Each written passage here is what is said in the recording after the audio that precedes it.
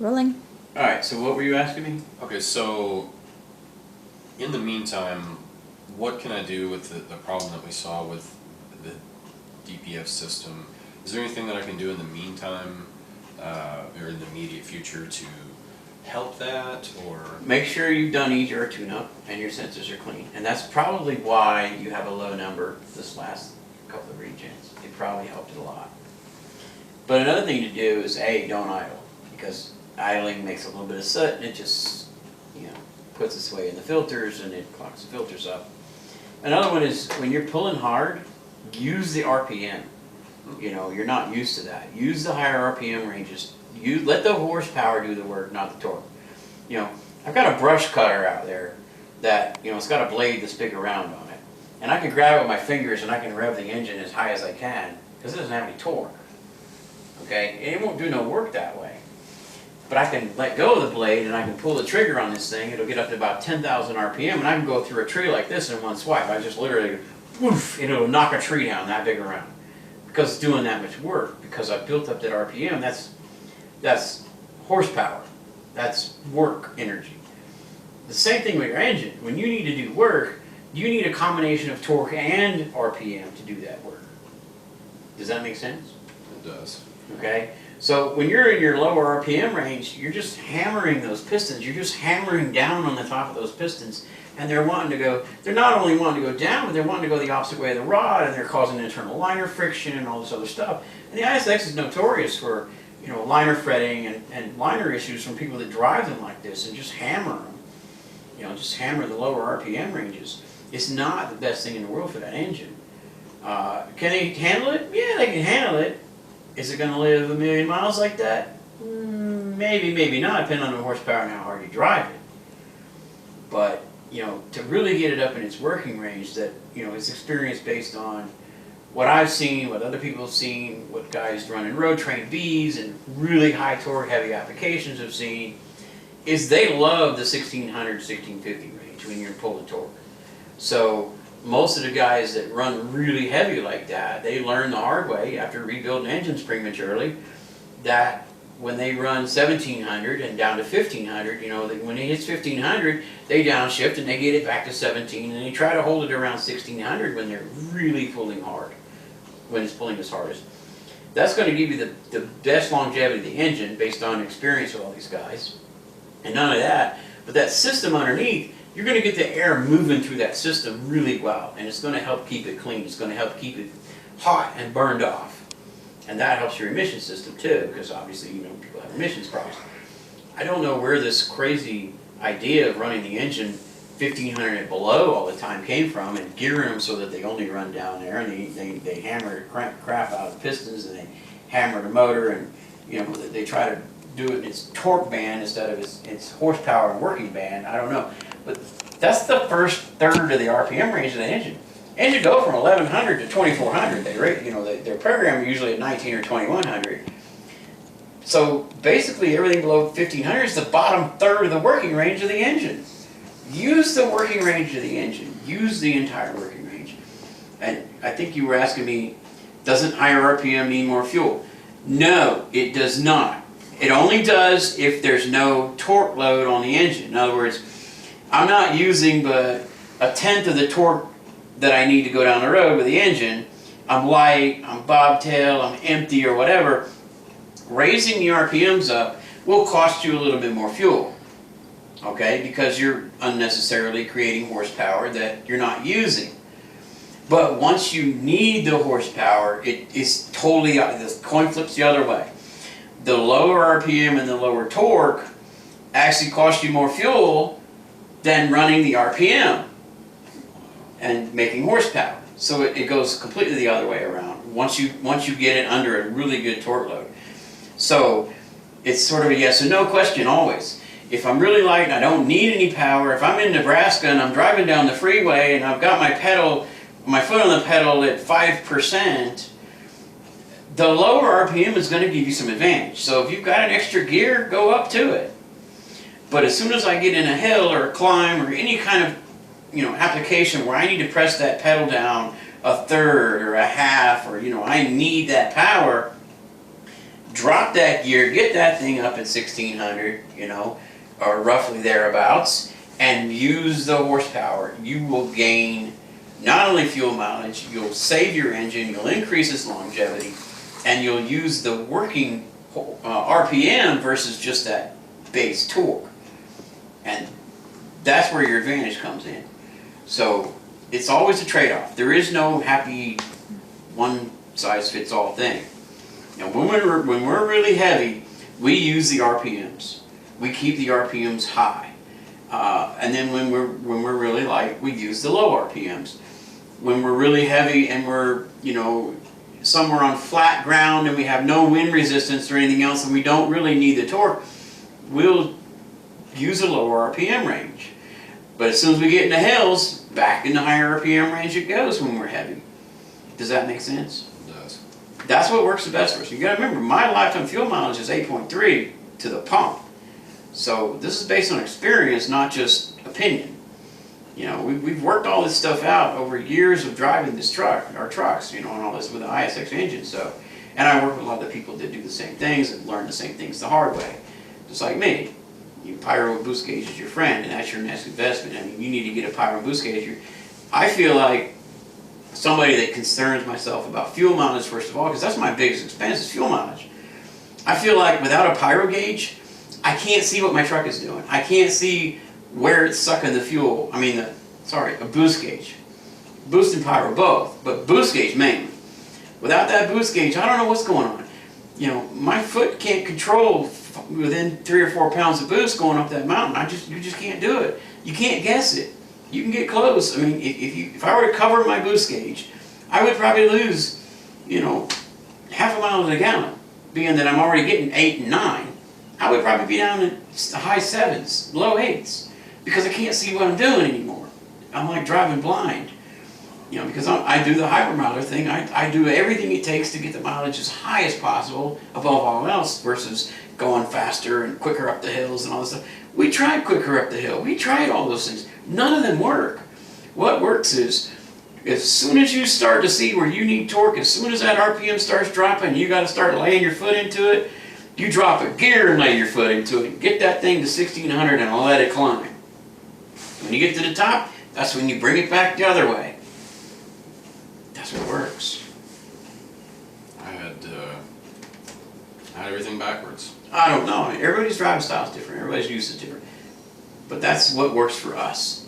I'm sure there's other ways to do this stuff, but we've tried every way everybody else says, oh, you got to do this, or you got to go up the hill faster. And all these, we've tried every bit of that. It never worked.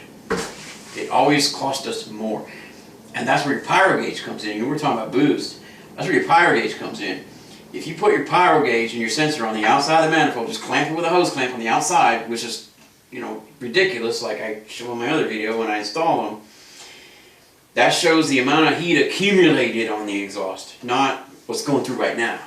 And that accumulated heat is like I said in the other video, it's like the fire in your furnace. The more heat you've built up there, the more energy you've consumed to get it there, and the more fuel you've burned to get that energy up there. So any trick you can do to lower that accumulated heat over, you know, 3, 5 minutes, 10 minutes, you know, going up the mountain, that extra gear, dropping a gear and bringing the RPM up.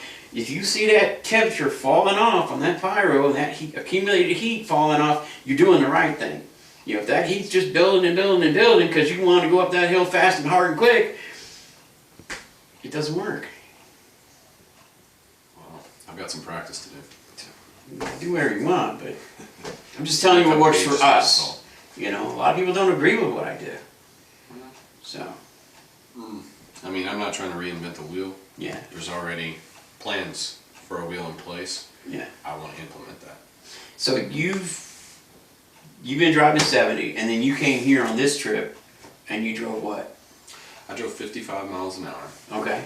Because that's what we do, 55, 60. That's. What was it like to drive 55? It was annoying at first, probably. It seemed like slow motion. Yeah, it does. It's terrible. It's like, oh my God. Yeah. I think I literally was passed by every single vehicle on the road. Yes. But when I looked at my computer, I didn't believe the fuel mileage that it said I was getting. Yeah. And I stopped and fueled twice on the way over here. I didn't need to, Yeah. but I stopped and fueled twice to actually check at the pump to see what I was getting. Yeah. And my computer's fairly accurate within 0.1. And when I saw that, Yeah. there was no way that I was driving anything faster than Yeah. 55 coming over here. Yeah, and you had an extra day on your load. So, you know, you were getting paid, what is this load paying you? Gross. Gosh. I think 1,200? 1,200? I'm not sure. No, let's just say 1,200. Yeah, It doesn't I'm really not sure. matter. It's two something a mile. Okay, it doesn't really matter. Let's say 1,200.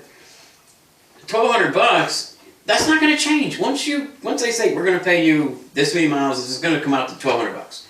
That value is not going to change. So if you've got an extra day or an extra 6 hours or whatever on the load, what you can change to improve your profit margin is to slow down and stretch that and work that time so that you gain more money.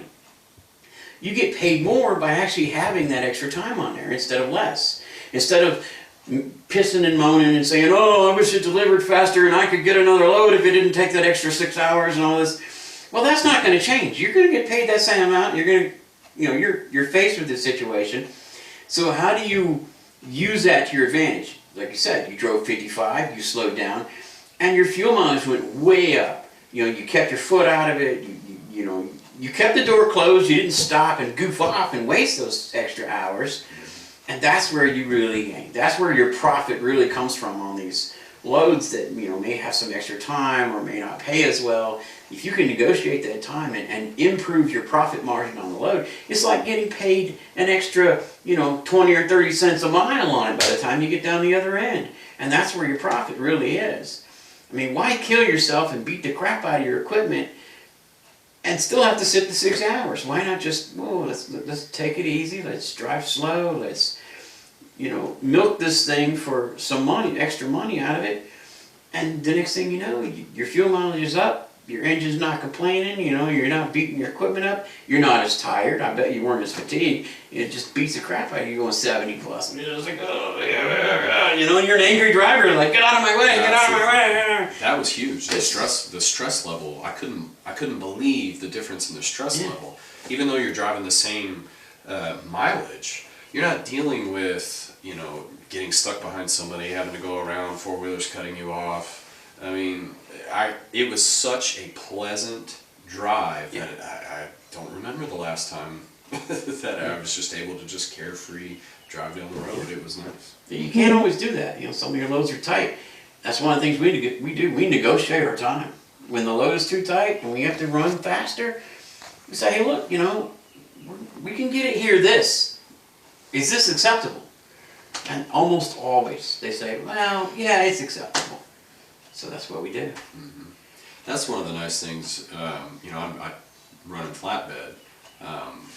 I have a little bit. I think I have a little bit more leeway versus, you know, a box as far as when I get unloaded. Yeah. Because I have more of a range whenever I pick my loads. And my immediate thought was, how quickly can I get unloaded?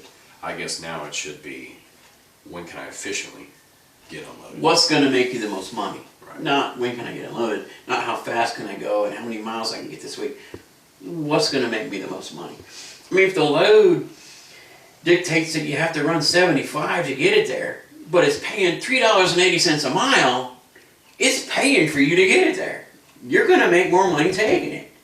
But if it's paying $2.20 a mile or $1.80 or whatever, some ridiculously low rent crap, you know, you say, yeah, I can take it, but if I stretch, but the delivery time is going to be this. And now you've made up for the fact that it doesn't pay as well by slowing down and increasing your profit margin, because your fuel is your number one expense. I don't care what fuel prices are that I've seen, fuel is number one. And, you know, I started trucking when fuel was $4.50 a gallon, and they were just starting to implement this fuel surcharge stuff. So we weren't getting fuel surcharge half the time. And we were having to pay $4 a gallon. So I started out trucking in that era, and we had to make it work or fail. And that's been my mentality ever since, and it hasn't changed. This lower fuel prices has kind of lulled this industry into, yeah, we can get away with all this now. But really, it's just costing you. It's just costing you because you're away from your house, you're away from your wife and kids, and you're not making the money that makes it worth being away if you're not squeezing every last ounce. Exactly. Otherwise, why bother? Exactly. And that's why I'm here. I feel like if I'm going to be on the road, and I have the potential to earn, 25 cents, I'm going to earn every single penny. Yeah. Because if I'm only earning 24 cents, what's the point? Exactly. That's the way I look at it. That's the way long term. I look at the what's going to happen over 1,000,000 miles. Let's say. Well, what am I going to be doing? Not today or tomorrow, but what's this going to cost me 500,000 miles from now? What's this going to cost me 250,000 miles from now? If I have to buy this part for my truck because it broke, how do I replace that part and it not just be an expense? How do I replace it and invest something so that it doesn't break the second time as easily? Or, how do I, invest in an improvement in this area of what broke, or, the problem that I had, or the situation that I might have had, or how do I get out of this, or, how do I stretch this so that I earn more even though I might only be making the same, or I'm just nonstop that way because I think that's what we have to do to be competitive, above all the mega million fleet trucks and, the rest of the industry that just, makes it where we don't get paid crap anymore anyway for what we do. I mean, like you were saying earlier, the rates in trucking haven't gone up in years and years, but the inflation keeps going up. Basically, the inflation goes up, the rates don't. That means the rates are actually going down. Right. And it's being washed out by the million truck fleets and the, all this guys that are just, in competition. Right. These fleets don't set these trucks at 60 or 65 and govern them because they want the driver safe. Sure, they claim all this stuff sometimes, but they do it for their bottom dollar. They do it because they know there's a higher profit margin in not killing the truck and not killing the fuel mileage. That's why they do that. And every time I've seen the fuel prices spike way up, what do all the fleets do? They lower the governed speeds because that's exactly how they have to do it. Because they're not going to, they don't trust the driver to do it. The driver's not going to do it. The driver gets paid to go as fast and hard as he can because he's only getting paid by the mile. The more miles, the more money. The more miles, the more money. And the problem is, all these guys that work for these fleets for 3 or 4 or 5 years, that's all they've ever seen. So they go out and buy a truck, and they think more miles, more money, more miles, more money. And it doesn't work. So it was a big eye-opener coming over here, I can tell you that. It was an okay January for flatbed, but the profit margin wasn't anywhere near what I felt like it should be. Yeah. And I know I can't base anything off of one load, but just seeing the potential out of this one load, yeah. It's... So when you're driving for the next month or so, I want you to say to yourself, when you're driving down the road, how would Rawze drive this truck? What would this bastard do that I'm not doing? How would he drive this? How would he pull this? How would he maximize the profit in this? And tell yourself, if one man can do it, so can I. Sure. If Rawze can do it, so can I. And you know what? I want to make Rawze look bad. I want to kick his ass and I want to make him look bad. I want to figure out how to make him look like the guy who don't know what he's doing. Beat me at my own game. That's what I tell everybody. Beat me at the own game that I play. I'm a hypermiler. I'm a maximum profit guy. Long-term profit guy, not short-term. You can make a lot of short-term profit by cutting costs on your tires and cutting costs on your cutting corners, but you always lose. Right. So, you should be the guy that says, screw Rawze, I'm going to kick his ass. I'm going to get better fuel mileage, I'm going to do better than him and turn better profit for what I've got. And that should be the way everybody should be. I mean, that's what I encourage. I'm nobody special. I just do what we do that works for us. We tell other people what works for us, we help them at least get to that point, and then we move on from there. Let them move on from there and figure it out. And how I learned to do that myself is my grandfather, actually, when I was a kid. My grandfather used to run stock car. Remember I told you I didn't like NASCAR that much because I really liked stock car before it was NASCAR. My grandfather, him and his buddies, guess one of the guys' name was Joe DeMarco, and this other guy, whatever, back in the day of stock car, they'd always be like a lap and a half of everybody, in front of everybody by the end of the race. And everybody would accuse him of cheating all the time. All the rookies that were back here in the pack, you know, by the end of the race would always say, you guys are cheating. There's no way you could be a lap and a half above all the other cars when the cars are, you know, they're similar to spec, they're different kinds, but, you know, there's no way. You got to be doing something. And my grandfather would tell them the same thing. He would tell all of them the same story. He would always say, and I remember this because I used to hang out there at the track. He used to say to them, he used to say, your problem is you're trying to win the race. And they scratch their head and go, huh? What? Seems counterintuitive. Exactly. He says, don't try to win the race. He says, copy what we're doing. We're obviously a lap and a half ahead of you guys because we figured it out. Copy what we're doing. Don't focus on winning the race anymore. Focus on doing exactly what we're doing it, how we're doing it, the way we're doing it, how we go around the corners, how we do this, how we do that. And when you're right there next to us, when you're right there behind us and a lap and a half in front of the pack like all the other guys have been left behind, he says, that's when you apply your own ideas. That's when you apply your ideas to say, now I'm going to get him. That's when you focus on worrying about winning the race. He says, until you're to that point, your focus should not be on winning the race. It should be getting right there in the front of the pack where these guys are that are making really good, decent livings with their trucks, and they're not having to kill themselves to do it. Get there where those other guys are and enjoy it, and then say, now I want to apply what I think should be done. And you'd be surprised, an eye-opener. That's what I tell people to do. It might be total bullshit, but that's a good plan. You can't get from A to Z without going from B to Y.